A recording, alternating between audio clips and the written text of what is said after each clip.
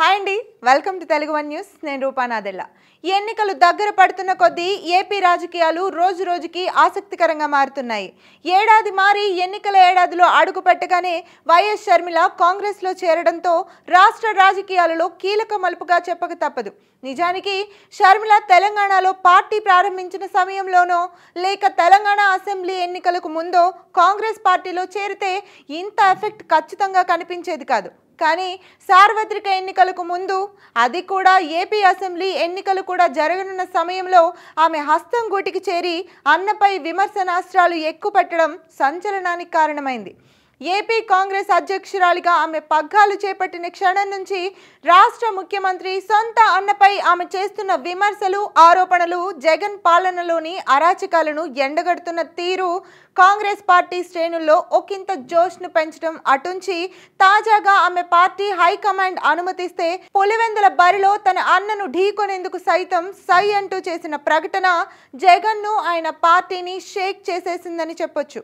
అసలు షర్మిల తనకు వ్యతిరేకంగా గళం ఎత్తడం మొదలు పెట్టగానే జగన్ ధైర్యం, స్థైర్యం మటుమాయమైపోయాయి. వాస్తవంగా చెప్పాలంటే ఐపాక్ సర్వేలైతేనేమి, జగన్ సొంతంగా చేయించుకున్న సర్వేలైతేనేమి రాష్ట్రంలో వైసీపీ గడ్డు పరిస్థితిని ఎదుర్కొంటుందన్నది తేల్చేశాయి. దీంతో ఓటమి నుంచి తప్పించేందుకు జగన్ ఎన్నో ఎత్తులు వేశారు, వ్యూహాలు రచించారు. వాటిలో జనసేన, తెలుగుదేశంతో పొత్తు పెట్టుకోకుండా ఉండేందుకు చేసిన ప్రయత్నాలు ఉన్నాయి.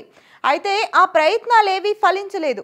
రెండు పార్టీలు సమన్వయంతో పనిచేయడమే కాకుండా సీట్ల సర్దుబాటు విషయంలో కూడా ఇచ్చిపుచ్చుకునే ధోరణి అవలంబించడంతో 1-2 చోట్ల విన్నా కూడా ఎలాంటి ఇబ్బందులు తలెత్తకుండానే తెలుగుదేశం, జనసేనల మైత్రి బంధం బలపడింది. ఇక ఆ కూటమితో బీజేపీ కలవకుండా ఉండేందుకు జగన్ చేసిన ప్రయత్నాలు బెడిసికొట్టాయి.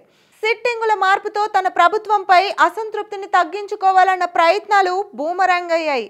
సిట్టింగులపై అసంతృప్తి కంటే జగన్ పాలనపైనే ప్రజలలో అసంతృప్తి, ఆగ్రహం ఉన్నాయని తేటతెల్లం చేస్తూ పార్టీలో అసమ్మతి భగ్గుమంది.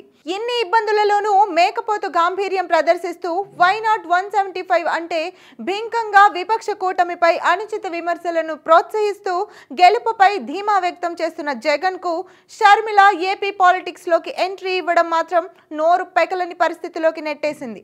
సొంత సోదరి అని కూడా చూడకుండా వైసీపీ సామాజిక మాధ్యమంలో షర్మిల వ్యక్తిగత జీవితంపై కూడా ఇష్టారీతిగా పోస్టులను ప్రోత్సహించిన జగన్కు షర్మిల నేరుగా తనపైనే తలపడతానంటూ విసిరిన సవాల్తో మైండ్ బ్లాక్ అయిపోయింది. ధైర్యం, స్థైర్యం సన్నగిల్లింది.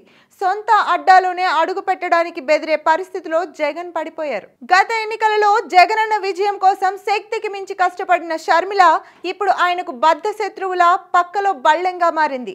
జగన్ను ఉద్దేశించి నేరుగా, సూటిగా ఆమె చేస్తున్న విమర్శలు వైసీపీలో కాకు పుట్టిస్తున్నాయి.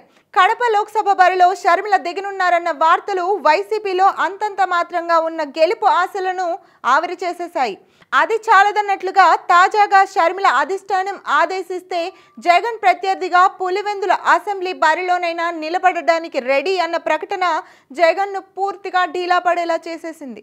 వాస్తవానికి ఏపీ కాంగ్రెస్ పగ్గాలు చేపట్టిన నాటి నుంచి షర్మిల తన అన్న సీఎం జగన్ పై విమర్శలు గుప్పిస్తూనే ఉన్నారు. జగన్ ప్రభుత్వ అరాచకాలను ఎత్తి చూపుతూనే ఉన్నారు. ఇప్పుడు తాజాగా ఆమె పులివెందుల గడ్డపై జగన్తో ఢీకొంటానని చేసిన ప్రకటనపై అధిష్టానం సానుకూలంగా స్పందిస్తుందో లేదో చూడాలి.